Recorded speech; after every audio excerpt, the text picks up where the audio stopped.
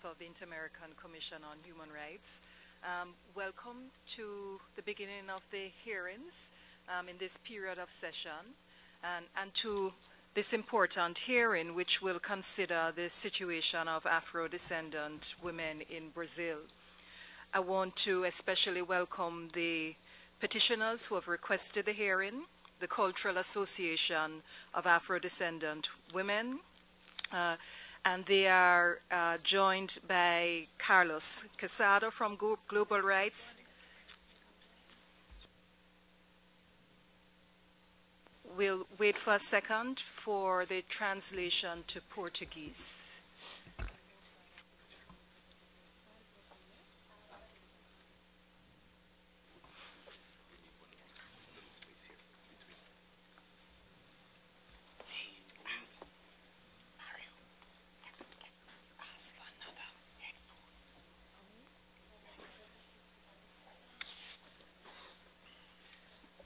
Thanks very much. So a warm welcome to you all and to those who are representing the petitioners, Carlos Quesada from Global Rights, Simone Cruz, and Maria Conceição Lopez Fontoura from the organizations which have asked for the hearing, and also to the state of Brazil who are here, and your delegation, Eliza Maria Elvira Breterniz, on behalf of the mission and the delegation from Brazil. This hearing occurs in the context of the Commission's report on the peoples of African descent and the discussions there about the rights of Afro-descendant women, but also the report on access to maternal health, another recent report in 2011 on work, education, and resources for women, and also a 2006 case brought by a domestic worker in Brazil, Simone Andres Diniz. So there's a larger context within which the Commission has concern about Afro-descendant women, and particularly the issues of health and domestic work, which I understand the petitioners wish to raise with us. I want to invite them for about 20 minutes to speak first, and then the state the same. I also wish to introduce my fellow commissioners who are joining me this morning. We have the Rapporteur for the Rights of Afro-Descendants and Against Racial Discrimination, Commissioner Rosemary Antoine, with us. We have the Rapporteur for Brazil with us as well, Felipe Gonzalez, and Commissioner Escobar Hill as well. I welcome them all, and I'm sure they will have a number of questions for both of you at the end of your presentations. Can I invite you to introduce your delegation and to make your presentation?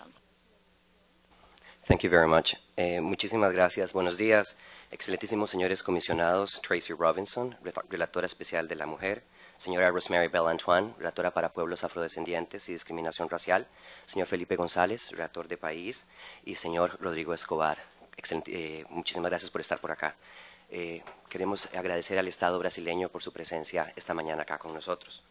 Brasil es un país afrodescendiente. Hoy casi el 52% de los habitantes del país se reconocen como afrobrasileños, y de estos, más de la mitad son mujeres. Global Rights y la Articulación de Mujeres Negras Brasileñas vienen trabajando desde hace más de 6 años para visibilizar la situación de racismo estructural y sexismo enfrentado por las mujeres afrobrasileñas. Al mismo tiempo, hemos hecho recomendaciones al Estado en varios ámbitos, incluyendo el tema de la situación de las mujeres en temas de salud y educación. Si bien es cierto, el racismo estructural y el sexismo afecta a las mujeres negras en todas las áreas de su vida cotidiana, incluyendo salud, educación, acceso a vivienda, acceso a un empleo digno, violencia doméstica y administración de justicia, por citar algunas, nos centraremos en esta oportunidad en la situación de empleo y en concreto el empleo doméstico y la situación de salud de las mujeres negras, por el impacto desproporcionado que en esas áreas se enfrentan las mujeres afrobrasileñas. Queremos informar a la excelente comisión que en febrero del 2012, la AMNB, con el apoyo de Global Rights, enviamos un informe sombra ante el comité que monitorea la Convención Internacional sobre la Eliminación de todas las formas de discriminación contra la mujer, CEDAW, durante la revisión de la implementación de los artículos de la Convención por parte del Estado brasileño. Queremos resaltar algunas preocupaciones del comité. El comité mostró su preocupación de que pese a una mayor participación de la mujer en el mercado de trabajo, alcanzar la igualdad entre hombres y mujeres en el ámbito laboral sigue siendo un problema, en especial porque la brecha salarial entre hombres y mujeres en el ámbito laboral oscila entre el 17 y el 40%, dependiendo de la raza y la educación de las mujeres. También le preocupó que los estereotipos relacionados al género y la raza contribuyan a la segregación de las mujeres afrodescendientes en los empleos de menor calidad, entre ellos el empleo informal y el trabajo doméstico. La preocupación también de que el artículo 7 de la Constitución brasileña discrimina a los y las trabajadoras domésticas al otorgarles 9 de los 34 derechos consagrados en la Constitución y otorgados a otras categorías de trabajadores. Abro comillas, le preocupa el impacto negativo de esta disposición en el avance hacia la eliminación de la discriminación contra la mujer, en particular las mujeres y niñas afrodescendientes que a menudo sufren múltiples formas de discriminación. El comité recomendó al Estado acelerar los trabajos de la Comisión Especial encargada de elaborar un dictamen sobre la propuesta de enmienda constitucional 478 del 2010 que prevé la derogación del artículo 7, con el fin de conceder a las trabajadoras domésticas toda la gama de los derechos previstos. Me acompañan esta mañana Eva Regina Pereira Ramao, de la Organización María Mujer, y Simone Cruz, coordinadora ejecutiva de la Asociación Cultural de Mujeres Negras y secretaria ejecutiva de la Articulación de Mujeres Negras Brasileñas, AMNB, quienes profundizarán sobre estos dos temas. Bom dia a todas e todos. A Articulação da Organização de Mulheres Negras Brasileiras, a AMNB, foi fundada em setembro de 2000, com o objetivo inicial de permitir o protagonismo das mulheres negras durante o processo de preparação e de realização da terceira Conferência Mundial contra o Racismo, Xenofobia e Intolerâncias Correlatas, que foi realizada em Durban, na África do Sul, em 2001. A MNB promove ação política articulada de ONGs, de mulheres negras brasileiras, em sua luta contra o racismo, o sexismo, a opressão de classe, a lesbofobia e outras formas de discriminação. Participamos em espaços estratégicos de controle social, a exemplo do Conselho Nacional dos Direitos da Mulher, Conselho Nacional da Promoção da Igualdade Racial, Conselho Nacional de Saúde, como estratégia política de fazer frente no combate às desigualdades raciais e de gênero.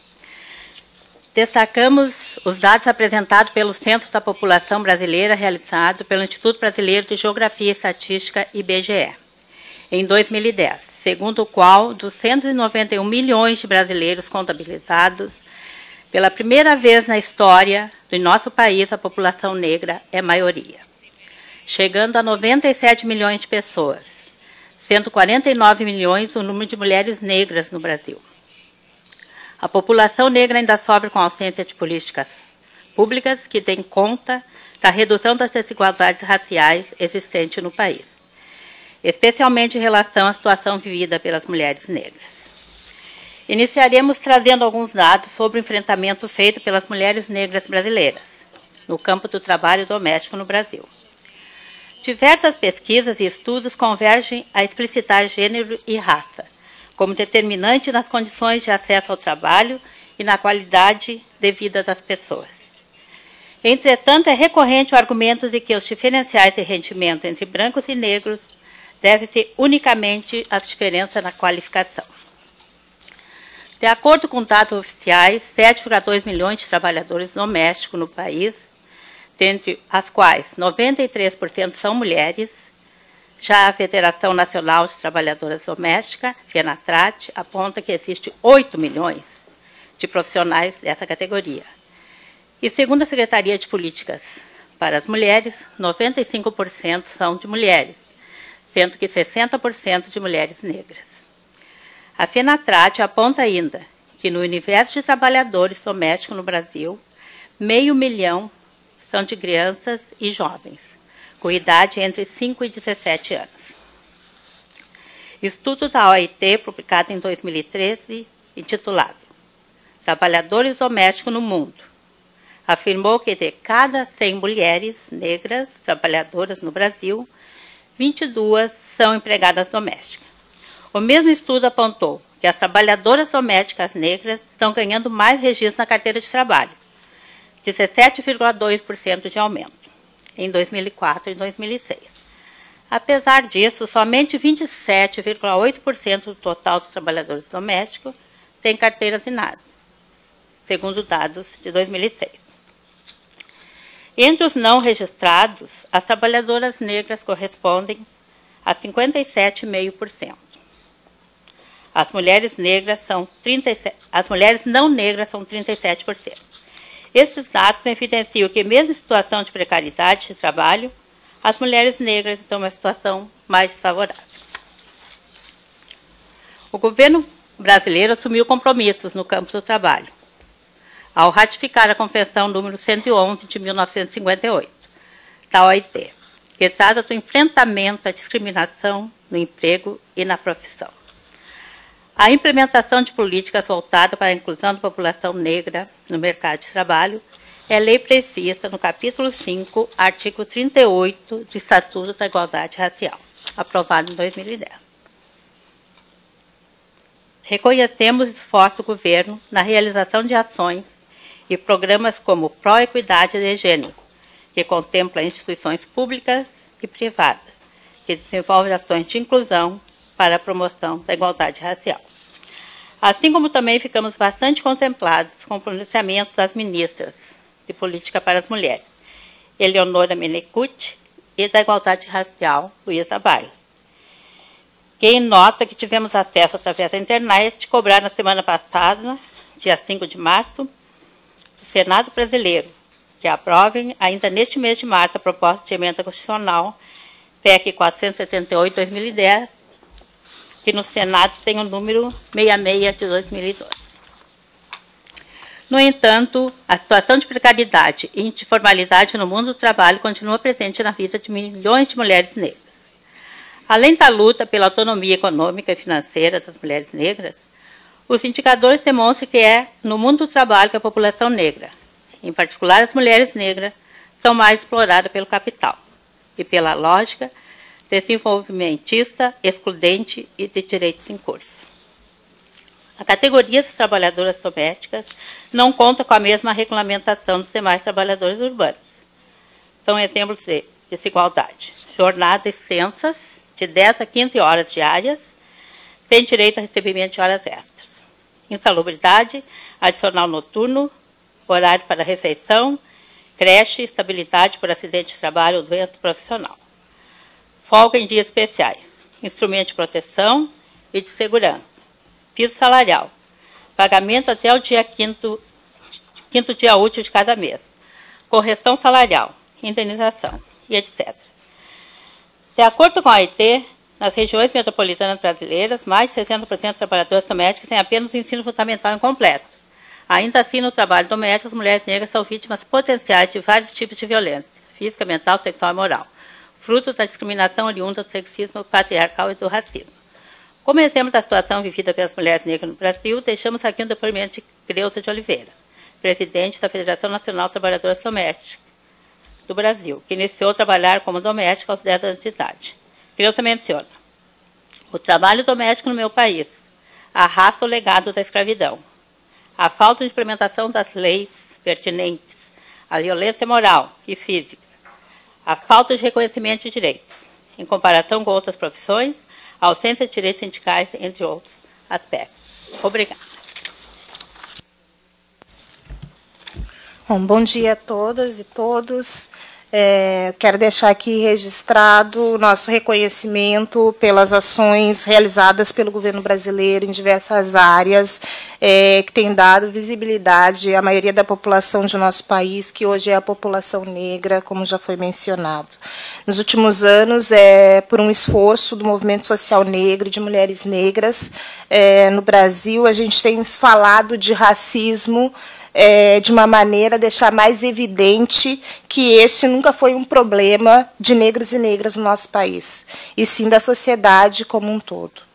Então, tocou aqui a falar sobre a saúde das mulheres negras, que é o segundo aspecto que a gente traz aqui para essa discussão. Hoje, no Brasil, nós temos uma política nacional de saúde integral da população negra. Essa política ela foi aprovada em 2006 no Conselho Nacional de Saúde como uma ferramenta estratégica de superação do racismo institucional do Sistema Único de Saúde para a aplicação dos princípios desse sistema, que regem esse sistema. Universalidade, a integralidade, a descentralização, participação social e a equidade em saúde. No ano de 2011, essa política passou a integrar a Lei 12.228, conhecida como Estatuto da Igualdade Racial, tornando a sua implementação obrigatória em todas as regiões do país. A política definiu que, entre as suas estratégias, a qualificação e a humanização da atenção à saúde da mulher negra, incluindo assistência ginecológica, obstétrica, no puerpério, no climatério e em situação de abortamento, tanto nos estados quanto nos municípios. O Brasil ele reconhece que o racismo é uma barreira importante para o gozo pleno dos direitos à saúde de mulheres e de homens negros. Na saúde, o racismo ele, não está vinculado somente às maiores taxas de adoecimento e de morte por causas evitáveis, mas também na maior carga de doenças, quando menor acesso às ações de promoção, de prevenção e de assistência em saúde. Na vida cotidiana, o racismo expõe as pessoas a percorrerem longas distâncias em busca de atendimento adequado às suas necessidades, em que a maioria das vezes se deparam com falta de insumos básicos e de profissionais preparados para atendimento qualificado, desde a recepção até a realização dos procedimentos clínicos necessários.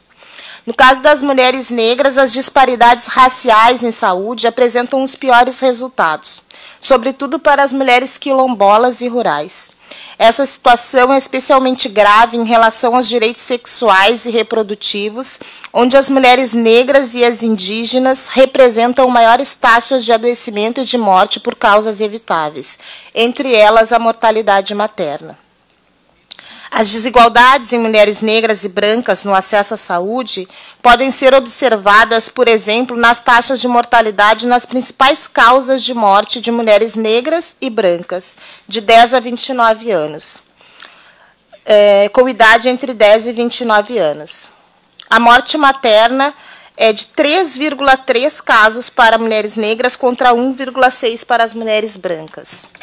Nos casos de mortes por AIDS, ficam de 2,2 para as mulheres negras contra 1,4 para as mulheres brancas. Para as causas mal definidas, que podem ser traduzidas pelas dificuldades de acesso a taxa para as negras é de 3,8 contra 2 casos para as mulheres brancas. Então, esse quadro, ele reflete que as mulheres negras têm o dobro de risco de morrer se comparadas às mulheres brancas. Esse quadro, ele demonstra que existe uma desigualdade racial na saúde, onde as mulheres negras são mais desfavorecidas. Esse quadro, ele demonstra que o racismo é institucional, que o racismo, esse racismo institucional, que é a incapacidade das instituições e organizações em prestarem um serviço adequado e garantir um atendimento pleno às pessoas em decorrência da sua origem étnica, cor ou cultura, essa incapacidade em servir plenamente manifesta através de práticas e comportamentos discriminatórios ocorridos no espaço de trabalho, resultantes da ignorância, da falta de atenção, do preconceito ou de estereótipos racistas. Apesar do governo brasileiro reconhecer a existência desse racismo institucional na sua estrutura, está sendo incapaz de superá-lo em seu funcionamento cotidiano e de gestão de políticas públicas, já que não temos indicadores de redução dessas desigualdades, fato determinante do agravamento da mortalidade materna de mulheres negras no Brasil. Decorrente das pressões do movimento de mulheres e conforme pactuado na meta 5 do desenvolvimento do milênio, O governo brasileiro tem desenvolvido diferentes estratégias na última década, buscando qualificar a atenção obstétrica e reduzir as taxas de mortalidade.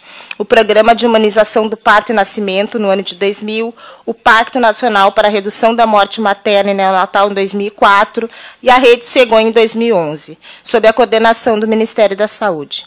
É importante afirmar que todas essas medidas foram tomadas sem uma consulta ao movimento de mulheres, movimento de mulheres negras e as organizações nacionais, assim como sem consulta ao Conselho Nacional de Saúde.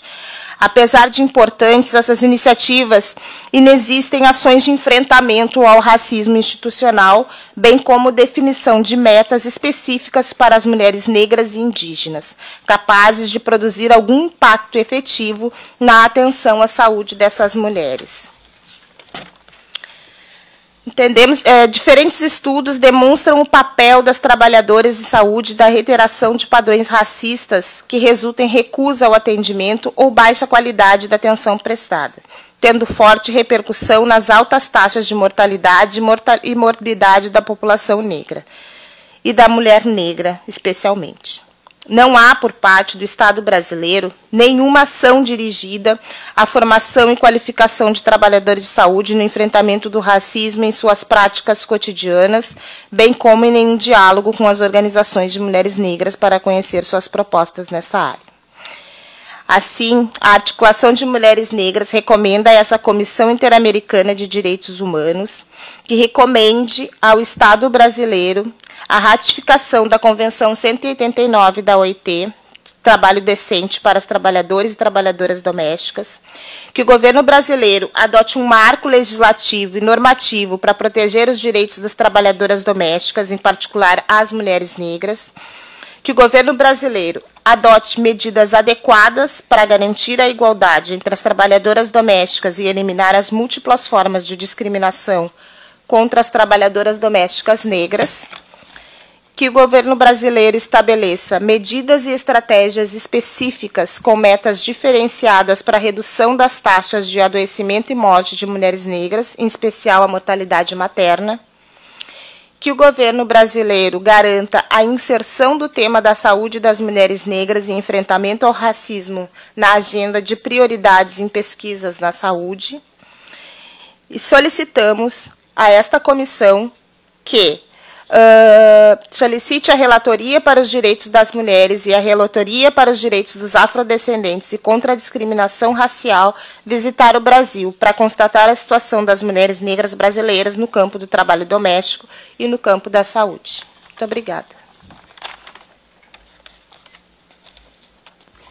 Thank you very much to the organizations. And I want to invite the state to respond. I know you have a presentation as well on PowerPoint, and to introduce your delegation as well. Muito obrigada, senhora comissário, senhores peticionários. Meu nome é Elisa Breternitz, eu sou a responsável pela área de direitos humanos na missão do Brasil junto à OEA, e eu os cumprimento em nome do chefe da nossa missão, que infelizmente não pôde estar aqui, está fora do país em uma reunião. De maneira muito breve, eu gostaria de apresentar a delegação representante do Estado brasileiro nessa manhã, além de mim, pela Missão do Brasil, meu colega João Guilherme Maranhão, do Ministério das Relações Exteriores, que trabalha na área de direitos humanos, também do governo brasileiro, a senhora Ângela Nascimento, secretária de Políticas de Ação Afirmativa da Secretaria de Promoção de Políticas da Igualdade Racial, e a senhora Sônia Malheiros Miguel, assessora especial da Secretaria de Políticas para as Mulheres, também do governo brasileiro. Elas vão fazer uma apresentação a respeito, que deverá durar cerca de 20 minutos. Muito obrigada.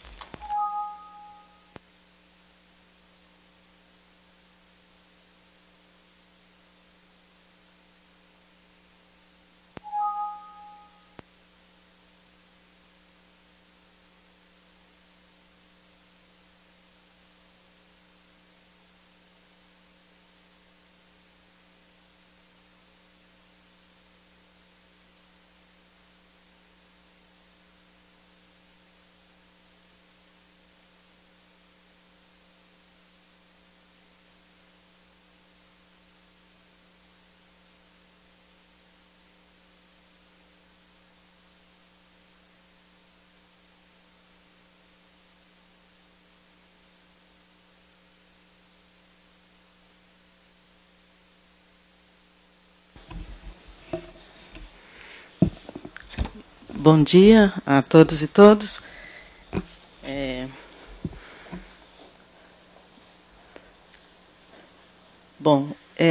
Eu acho que, em primeiro lugar, a gente gostaria, como Estado brasileiro, de reconhecer a importância do tema e o enfrentamento dessas questões da desigualdade de gênero e raça como central. Eu acho que o quadro da população brasileira, já demonstra isso, o quanto é significativo esse tema. O governo brasileiro vem desenvolvendo políticas universais que vêm incorporando de maneira bastante significativa essa questão da redução das desigualdades, em especial das desigualdades de gênero e raça. Políticas como o Plano Brasil Sem Miséria e, dentro dele, o Programa Bolsa Família, já tem também ações afirmativas que têm impactado essa população, como toda a questão da transferência de renda, dirigida preferencialmente para as mulheres, que tem trazido impactos positivos. O programa Minha Casa Minha Vida, outro grande programa, também tem como beneficiários prioritários famílias com mulheres responsáveis pelas unidades familiares. Então, existe uma preocupação no sentido de grandes programas, tenham também ações afirmativas dentro deles que incidam de maneira mais efetiva na redução desse tipo de desigualdade. A própria criação da Secretaria de Política para as Mulheres e Secretaria de Promoção da Igualdade Racial em 2003 é uma demonstração importante, de que esse tema passa a ter uma maior relevância no governo brasileiro. Outro dado que a gente acha importante e que significa isso, que os planos plurianuais, que de alguma forma indicam toda a política do governo, passaram a incorporar isso como uma questão. O PPA 2004-2007, pela primeira vez, um PPA coloca como um desafio a redução das desigualdades de gênero e a redução das desigualdades de raça. E nunca antes tinha sido citado esse tema dentro do plano plurianual. O plano plurianual seguinte, de 2008 a 2011, ele já coloca essas questões como um objetivo estratégico. Então, esse tema sobe dentro da estrutura do PPA como um quarto objetivo estratégico: fortalecer a democracia com igualdade de gênero, raça, etnia e a cidadania com transparência, diálogo social e garantia dos direitos humanos. E o PPA agora, que está em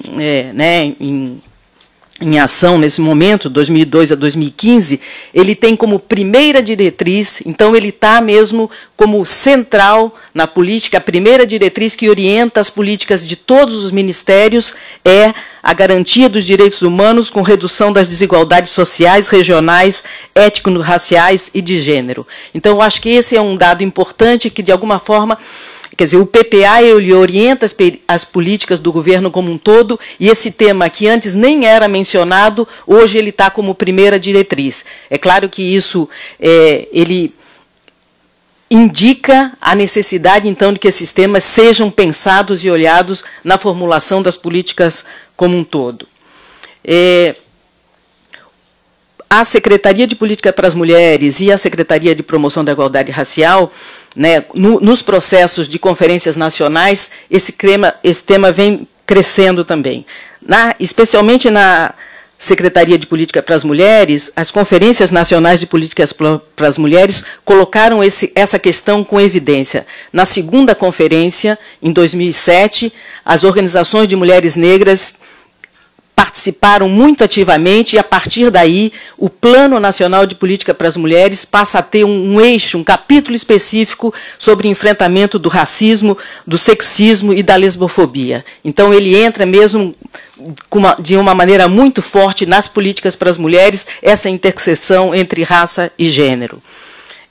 A partir daí, em 2009, com a existência desse eixo para tratar da questão do enfrentamento do racismo, do sexismo e da lesbofobia, a Secretaria criou um grupo de trabalho para o fortalecimento das ações, no entendimento que não basta estar no plano, mas que tem que ser executado esse plano. Então, se criou um grupo para se pensar de que forma tornar realidade essas demandas e esse enfrentamento, então, dessa articulação de desigualdade de gênero e raça.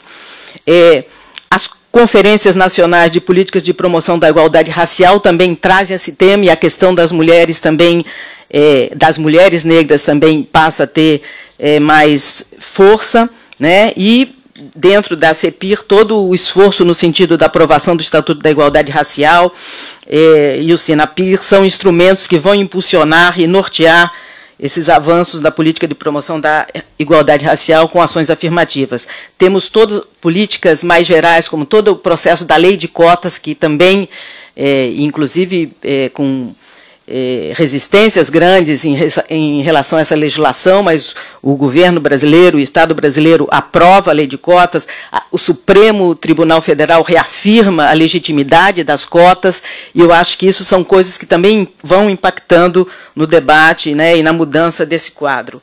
Uma outra coisa que eu acho importante, que a gente está trazendo aqui, é que, inclusive em associação, CEPIR e SPM, temos desenvolvendo uma série de ações que vão também impactando esse debate.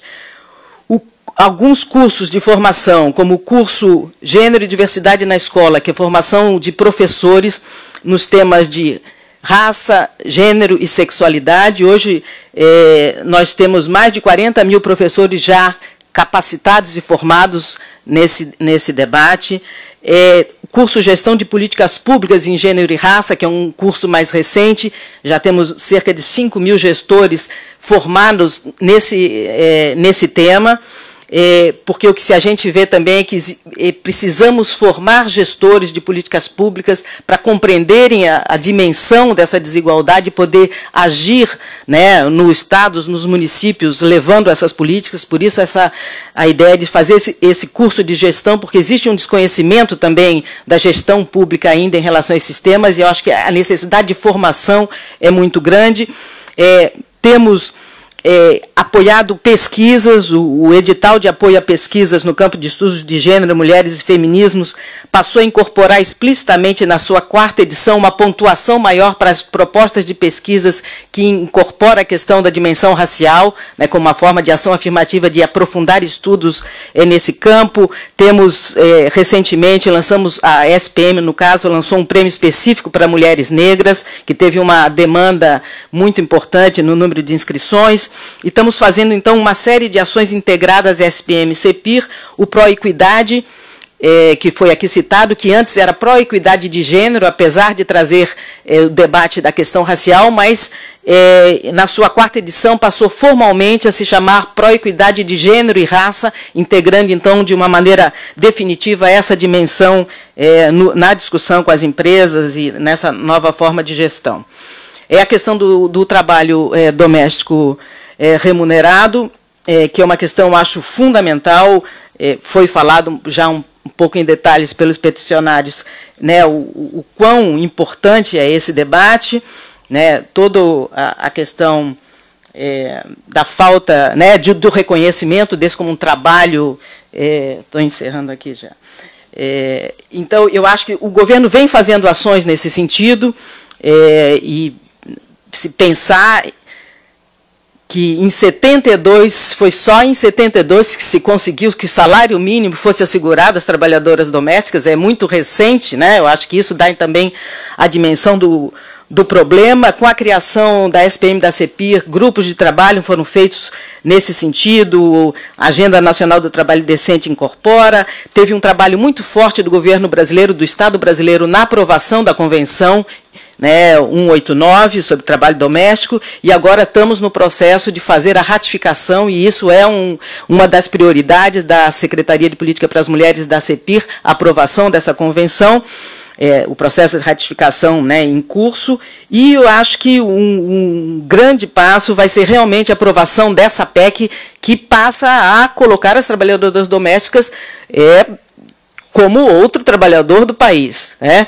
A gente sabe que, é claro, que a aprovação da PEC, existe uma decisão muito forte da SPM e da CEPIR, no sentido de que ela seja aprovada logo, já foi aprovada na Câmara, agora é no Senado, né? E é claro que depois da aprovação da PEC teremos trabalho ainda para a implementação, tem que regulamentar, quer dizer, aprovar a PEC ainda não resolve todo o problema, mas é um passo fundamental para a gente poder partir, a partir daí, para a regulamentação do que for necessário com essa PEC. E com isso eu passo a palavra para a Ângela, que vai falar um pouco mais do debate sobre saúde. Obrigada.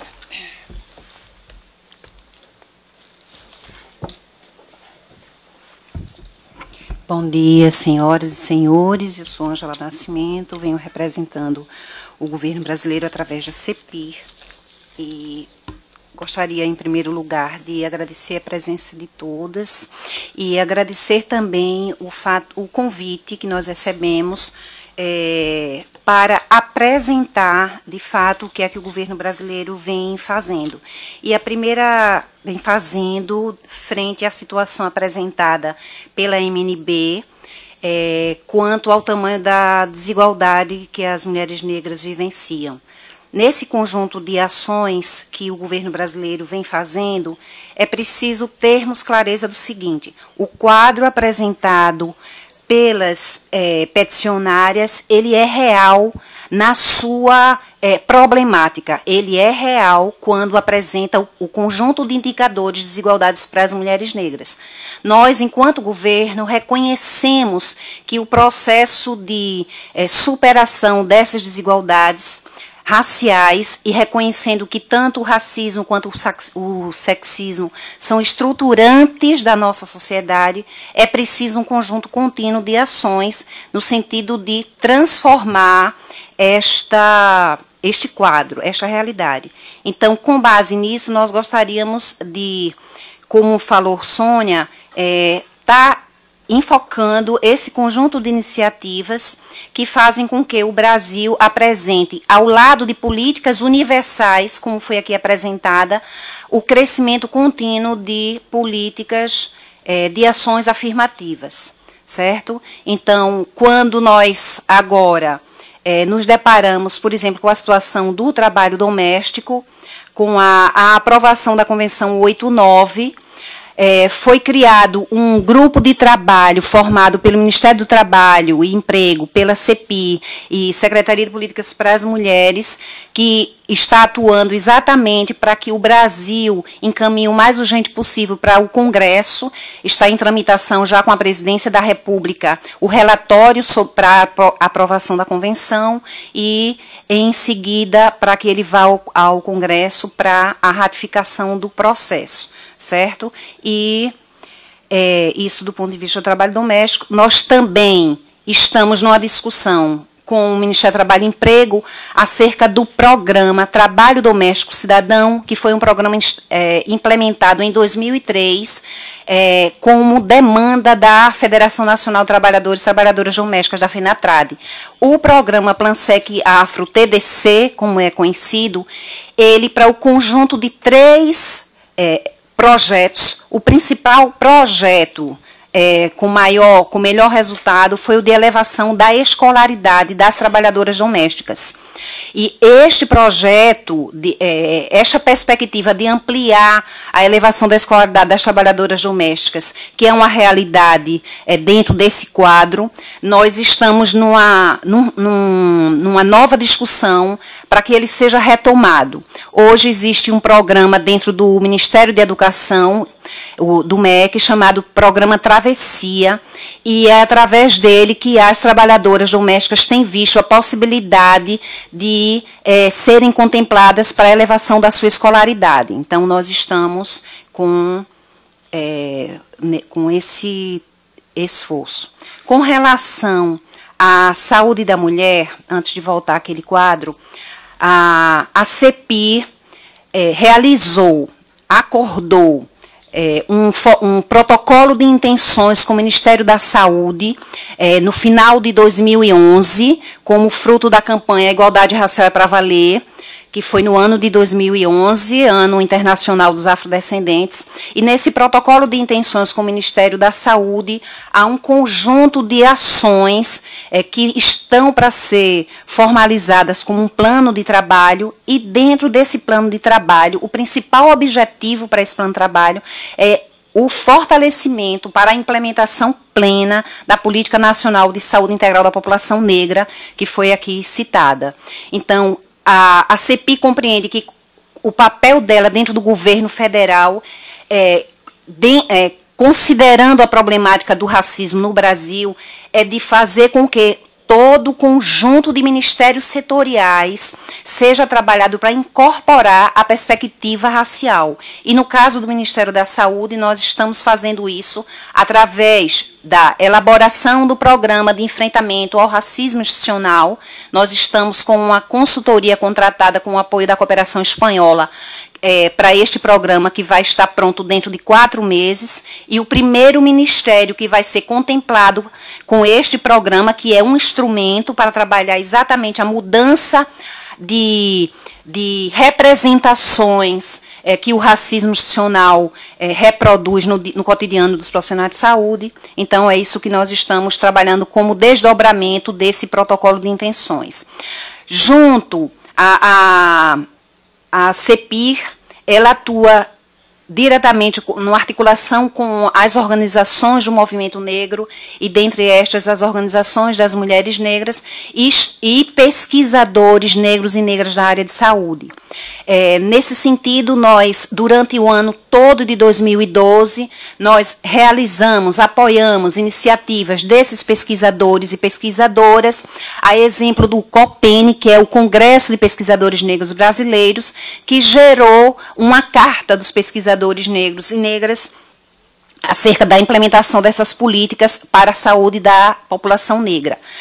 Também, como decorrência deste apoio, nós estamos, neste ano, apoiando a realização do segundo Congresso Nacional segundo Encontro Nacional de Psicólogos Negros e Negras e Pesquisadores na área de saúde mental, que será realizado no estado de Recife, até porque há um reconhecimento de que o racismo, para dentro do campo da psicologia e da prática terapêutica, precisa ser assumido.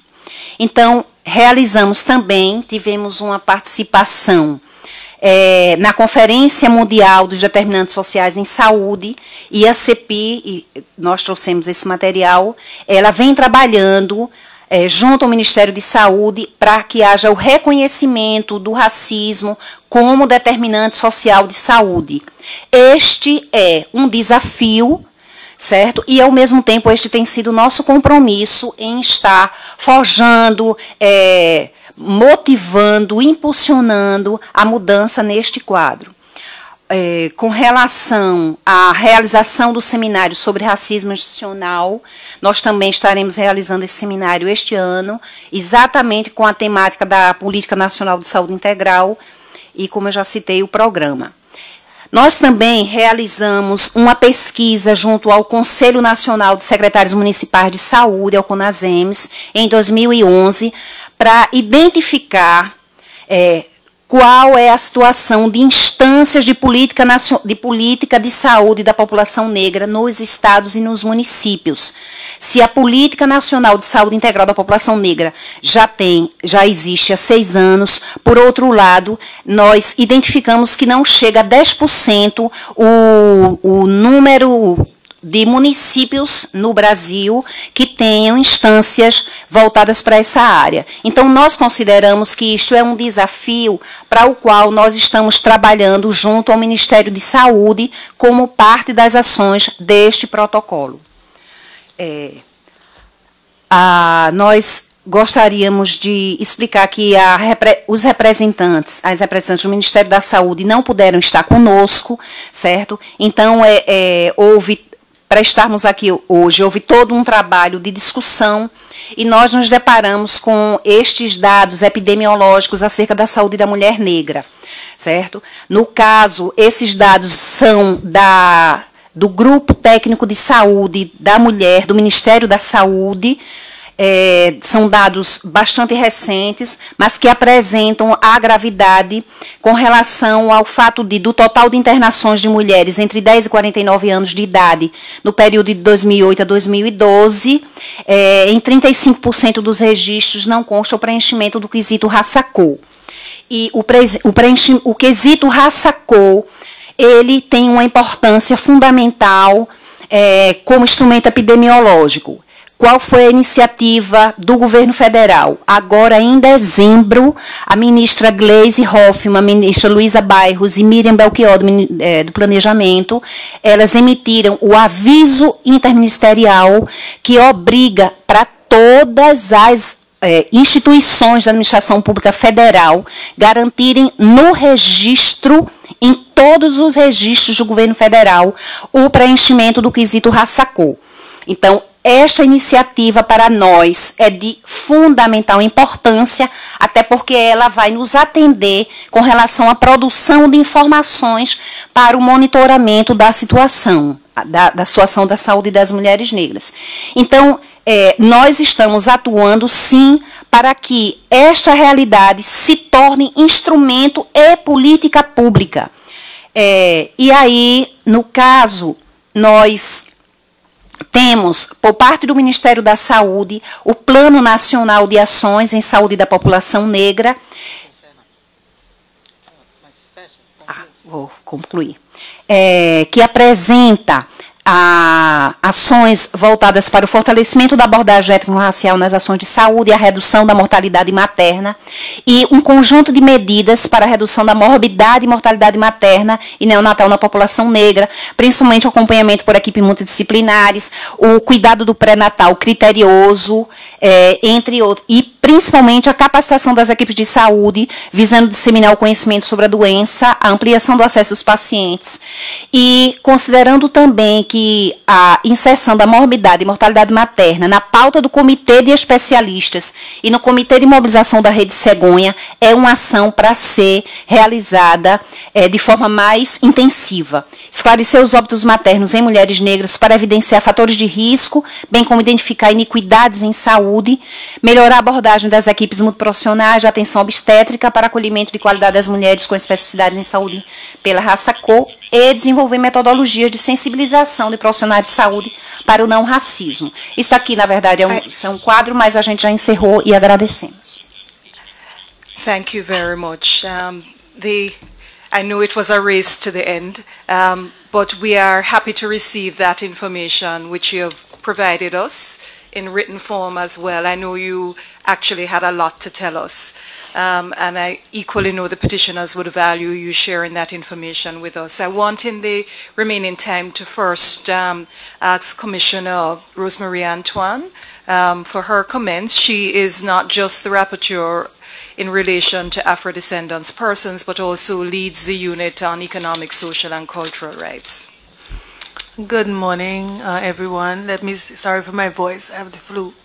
Let me just say, first of all, how pleased I am that we're actually having this hearing. I think some of us know that it's not always easy to get a space in the Commission for hearings, and one of the commitments I have made as rapporteur is to try very hard to, to lobby for us to have more hearings on these issues, because I think we do need to give a voice to these issues. It's not one that we hear too often of. So that is something I'm very pleased about. In relation to Brazil, I think perhaps it really is about simply talking to see how we can improve, because I want to acknowledge, as well as the petitioners did, that Brazil is a bit unique, let's put it that way, in that you've had, and I really congratulate Brazil, a concerted effort to improve on some of these issues and some of the programs, many of the programs you outlined. I would like us to acknowledge that. But I just wanted to make a couple comments, one of which was that despite all of these really wonderful programs, the statistics and the situation is still so challenging, and it's still not a good picture, especially in terms of persons of Afro descent. I think perhaps not so much for women, but certainly an issue of race. On the one hand, I'm very inspired as to all that I'm hearing on the part of the commitment of the state. On the other hand, I feel somewhat depressed that even after all of this is done, we have still so much more work to do. It's still very challenging. And I think domestic work is a particularly difficult issue, because in every country, domestic workers tend to be at the lowest rung in terms of income and conditions of labor and so. But when domestic workers also happen to be workers of a particular group, in this case race, and but they're always women. But in this case where race is involved, then I think it's so much more important for us to have proactive programs and to take a much more serious approach and a different approach, because it is not in every country that all the domestic workers belong to a particular race or persons of Afro descent. So I think that makes it a lot more serious.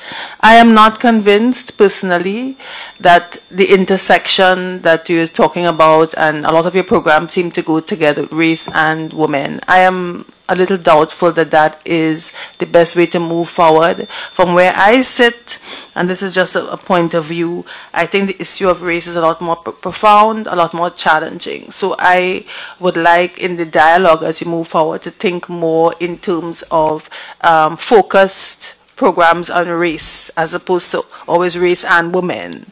I do believe that right now there needs to be much more focus on race as opposed to women in Brazil. And I also just want to close by asking about 3 particular points which have to do with a preventative approach or proactive approach, because we heard about things that are not being done to domestic workers and health now. But I would like to find out, why is it that we don't seem to have programs that prevent women of Afro descent of becoming domestic workers? You know, we should be looking at that. What comes before? Because once you get into that situation, then we know the difficulties. So a lot of the programs that I was hearing was about the situation then, the symptoms perhaps, but it's a much deeper institutional issue. So I would like to ask about education. What happens in the and not just educating people who are domestic workers, but educating children of Afro descent so that they don't become domestic workers. So is education zoned, for example? Do we have equal opportunities for education for persons of Afro descent? I also wanted to ask about teenage pregnancy, because from what I read before and from some of what the petitioners said, there seems to be a high rate of that. When mortality, I heard information that's being addressed, infant mortality. But what about teenage pregnancy? Are there focused programs on that? Because that has an impact on what a woman, especially a black woman, would do in terms later on. And also, the petitioners mentioned child labor. She started work at 10. I didn't hear anything to address those issues. I mean, that is quite alarming that a child of 10 is working. So those were 3 issues that I thought, because the solution is not ready to improve the conditions right now, but also to look at it from a deeper way before persons become domestic workers. I think the health issues, I think is a question of time of implementing some of those health issues, because you seem to have universal health access. But I'm more concerned about the work issues. Thank you. Commissioner Gonzalez. Oh, sorry, there's one more question I wanted to ask, if you don't mind. I also wanted to ask whether there have been any decisions from the courts in relation to the intersections between informal work, persons working informally in the sector and so on, and discrimination. Have they made any of those connections? If anybody knew, I'd be interested in hearing that. Thanks. Gracias. Bueno, muy buenos días para las 2 delegaciones. Me parece que han sido muy interesantes las presentaciones que se han realizado y les agradezco por compartir este diálogo constructivo con la propia comisión, que también puede tomar iniciativas a este respecto. Y esa era precisamente una de las cosas que yo les quería plantear a las 2 partes, cómo ven que podría ser el rol de la comisión en relación con estos problemas que se están planteando. O sea, ¿qué paso les parece a ustedes que la Comisión Interamericana pudiera dar? Y lo otro, quería consultarles también en relación con la situación de las trabajadoras domésticas afrodescendientes y la situación de sus derechos laborales. Aquí se mencionó cómo es reciente la regulación al respecto, y les quería preguntar en relación con el tipo de supervisión que tiene la situación de las mujeres negras que realizan trabajo doméstico en términos de inspecciones laborales regulares, y el papel que juega también cómo se desempeñan los tribunales laborales en esta materia. Commissioner Escobar Hill. Quiero agradecer la importante información que nos han presentado tanto los peticionarios como la representación del Estado. Me parece que es una información muy importante para conocer en general la situación de las mujeres afrodescendientes, no solo en Brasil, sino en todo el continente. Yo tengo una pregunta muy concreta y es ¿qué medidas se han adoptado en el Brasil para asegurar primero el acceso de las mujeres afrodescendientes que trabajan en el servicio doméstico al sistema de seguridad social y salud?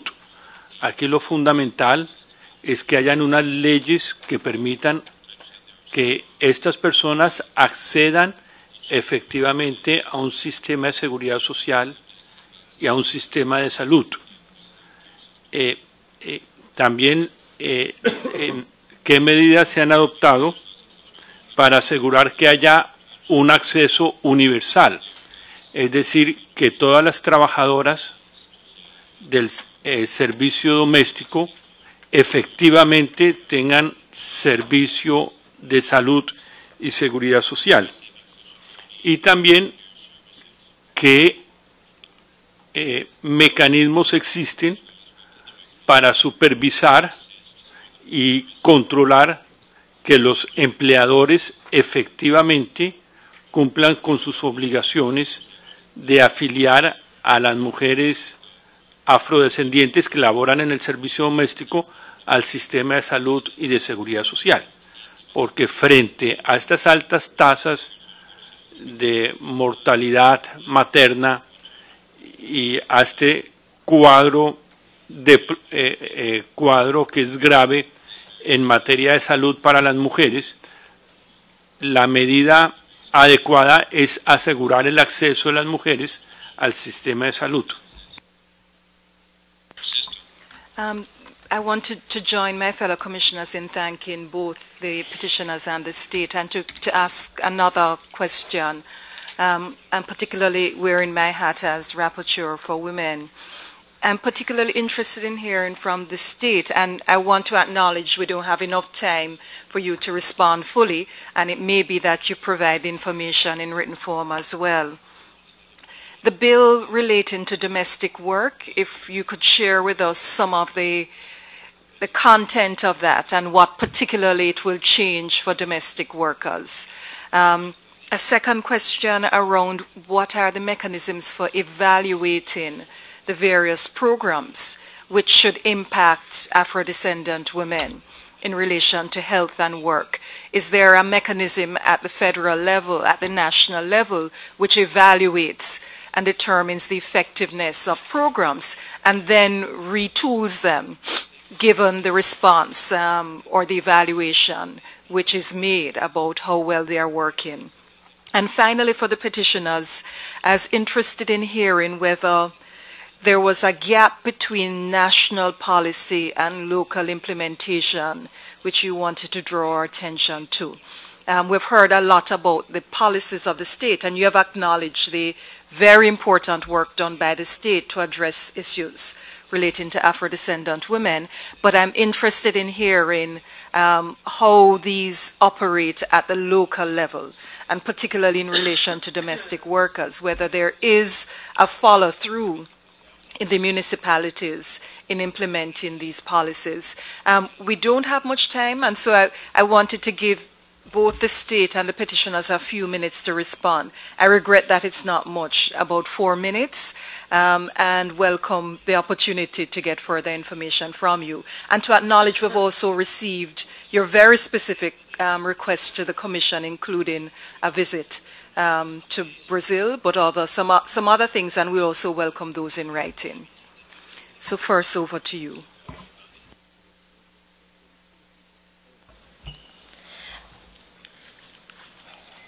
Obrigada.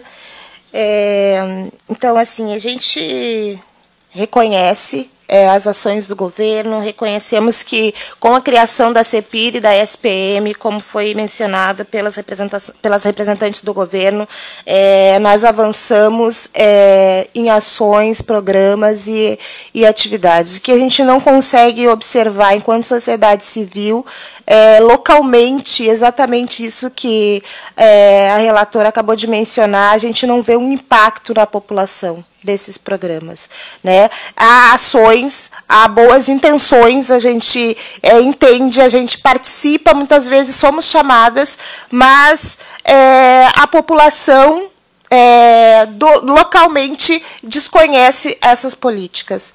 A organização que eu integro fica no sul do Brasil e, para ter um exemplo, nós fizemos uma pequena encuesta, um questionário, e fomos às ruas perguntar para a população se elas conheciam o que é a saúde da população negra, se existia uma política, né, no Brasil que trata sobre a saúde da população negra, e 85% das pessoas responderam que não conheciam. Então, isso também foi mencionado pelas representantes do governo, e acho que esse o nosso o maior desafio hoje, que chegue essas políticas, né, realmente com impacto na população que deve ser beneficiada por elas. Bueno, los peticionarios nos comprometemos, porque hay muchas preguntas y son muy interesantes, a contestar las preguntas, cada una de ellas. Sin embargo, quisiéramos resaltar dos elementos. Uno, que de las empleadas domésticas, solo el 27.8 están registradas. O sea, existe realmente gran cantidad de empleadas domésticas, la mayoría de ellas afrodescendientes, que no tienen sus derechos laborales, ni siquiera los derechos que tienen, los tienen consagrados porque no están registradas. Fue una lástima, nosotros queríamos traer a Creuza de Oliveira, pero infelizmente ella es la presidenta de la Federación de Empleadas Domésticas de Brasil, y no pudo venir, pero conversando con ella por teléfono precisamente para esta audiencia, nos decía que el gran reto, o sea, tiene que ver con voluntad política. Digo, las empleadas domésticas brasileñas vienen de los estratos más bajos y son las empleadas domésticas de las personas que hoy están en el poder. Digo, hay un problema ahí político y de poder en Brasil. O sea, hay gente que no está interesado en que los empleados domésticos, hombres y mujeres, tengan los mismos derechos que los demás empleados. ¿Por qué? Porque implica un mayor gasto. Y lo otro que quisiéramos resaltar, un poco contestando a la pregunta del comisionado Escobar, es que precisamente como la mayoría no están registrados, no hay proceso, o sea, no pueden ni siquiera iniciar procesos laborales. O sea, que tenemos un gran gap legal, digamos, que sería llenado, por decirlo así, con la ratificación de la Convención 189, en la cual Brasil tendría que modificar su legislación laboral a nivel interno, lo cual sería un gran avance. Y reconocemos, efectivamente, la ministra de la Mujer estuvo la semana pasada en el Senado presionando un poco en el Día Internacional de la Mujer, creo, el viernes, si no me equivoco. Y finalmente decir que en el caso, que es muy grave, que me alegro que Rosemary, comisionada Antoine, usted lo haya planteado, hay un subnúmero de menores de edad en trabajo doméstico.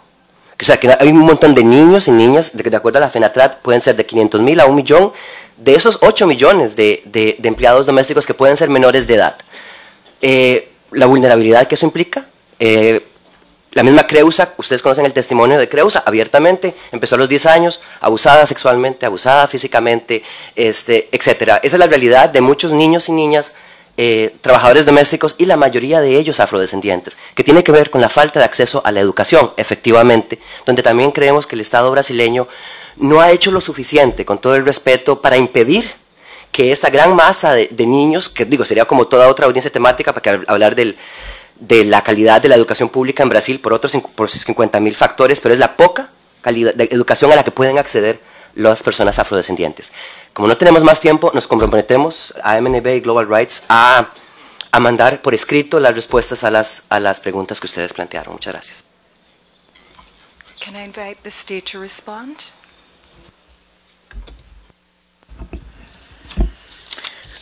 Bom, também as perguntas são muitas e o tempo curto, nos comprometemos também, anotamos, a encaminhar respostas mais pontuais, né, às questões levantadas.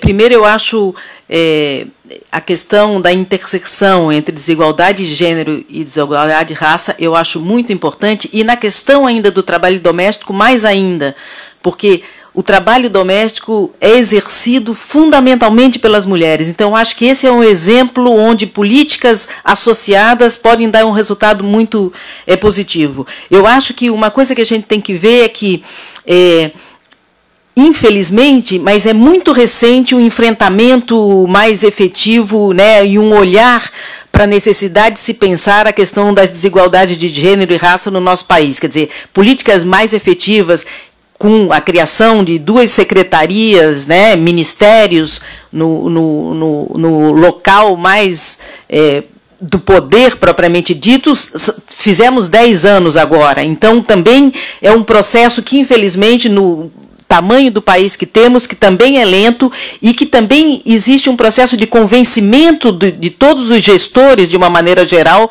de que esse tema também são importantes. Quer dizer, tem um processo de trabalho interno dentro do governo também, para que essas políticas ascendam com a força que elas têm que ter. E isso nós estamos fazendo, mas também nós gostaríamos que o processo fosse mais rápido. Eu acho que um dado fundamental são também produções, e depois eu tenho exemplares de políticas que estamos fazendo, também todo um esforço muito grande de estatísticas que deem visibilidade para que as políticas possam ser pensadas. Então, hoje, não só as estatísticas na área de saúde cresceram muito na inclusão disso, mas tem todo um trabalho com gestores para que eles preencham os formulários da forma correta, mas o IBGE, o Organismo Oficial de Estatística, também cresceu muito na produção de estatísticas nisso. Então, são processos que vão se complementando. Eu acho que temos uma questão que é muito séria, quer dizer, o trabalho infantil é crime no país. Agora, nós temos, em relação ao trabalho doméstico, todo um complicador na medida que o trabalho é dentro da unidade familiar, todo o processo de fiscalização, se não há um incentivo às denúncias, é muito complicado o processo de fiscalização em cada casa. Então, também tem que se pensar isso, que esse trabalho, a característica desse trabalho complica também toda essa parte. E Ai, o que eu ia dizer? Perdi. Segue você, se eu lembrar, eu falo que tinha uma coisa e sumiu. São muitas as questões, a gente tenta, mas assim, mas é muito importante estarmos aqui e fazermos essa discussão. Com relação à primeira questão da senhora Rosemarie, as trabalhadoras domésticas fazerem parte, por que essa proporção de trabalhadoras domésticas no trabalho, trabalhadoras, mulheres negras, na verdade, por que mulheres negras, sendo majoritariamente as domésticas? E aí tem um nó bastante estruturante das relações no Brasil, e que nós estamos conseguindo, em algum nível, caminhar numa outra perspectiva pela inserção de jovens negras nas universidades através do sistema de cotas. Nós temos hoje um crescimento de 2000 para cá da quantidade de jovens de ambos os sexos, mas principalmente a presença de jovens mulheres no ensino superior tem trazido para essas famílias que nunca tiveram um jovem que tenha alcançado a universidade como uma possibilidade de reverter essa história. E reverter essa história não por conta... enfim. E aí, nesse sentido, a aprovação da lei de cotas para as universidades e os institutos profissionalizantes de ensino médio, agora, em agosto de 2012, traz para nós fizemos uma projeção e há uma estimativa de grande crescimento no período de 4 anos para esses jovens negros terem acesso a ensino superior. E já também, como desdobramento, nós estamos trabalhando para ações afirmativas na área de pós-graduação, certo?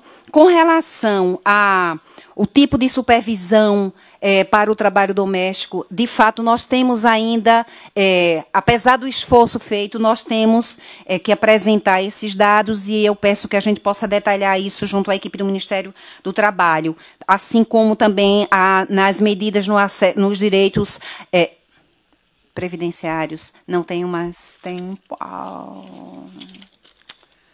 Que pena, não posso. My apologies. We have another hearing which comes immediately after, and we know there's much more to hear. We actually highly value the state's participation and the recognition of the structural dimensions of the problem and the willingness to respond, which the petitioners have acknowledged, and the clear need for greater vigilance and work and measures which will ensure a change in the situation. And to the petitioners, a warm word of thanks again. This is an important issue. The Commission commits to continuing to supervise and to review the documentation which you give us, and in all our activities to bear it in mind. The most vulnerable have to continue to receive the attention of the Commission in its work, and the question of domestic workers and Afro-descendants, persons and women in particular, the Commission is committed to addressing all of these concerns. Thank you very much, everyone.